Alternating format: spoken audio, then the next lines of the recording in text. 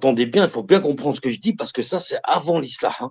Ça veut dire que le Mahdi, quand il fait cette bay'a à Allah Ta'ala et qu'il a le discours avec Iblis, le Mahdi lui-même, il sait pas qu'il est le Mahdi, hein. C'est ça le pire, hein.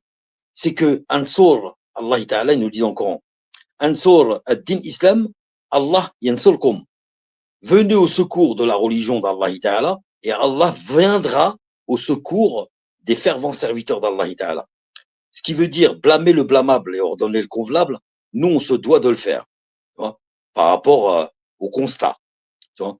Eh ben, Al-Mahdi al-Muntadar, à ce moment-là, là, où il y a le discours avec Iblis, hein, ou qu'il est arrivé, Allahu Alam, ou qu'il va, c'est déjà arrivé ou que ça va arriver, Allahu Alam, lui, il sait pas qu'il est le Mahdi, hein.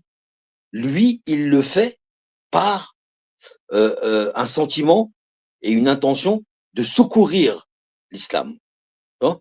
C'est un fervent serviteur d'Allah. Il parle en tant que fervent serviteur d'Allah. C'est ça qui est énorme en fait. Quand tu regardes des textes et tu comprends les textes, tu te dis Subhanallah ya Rabbi, c'est incroyable.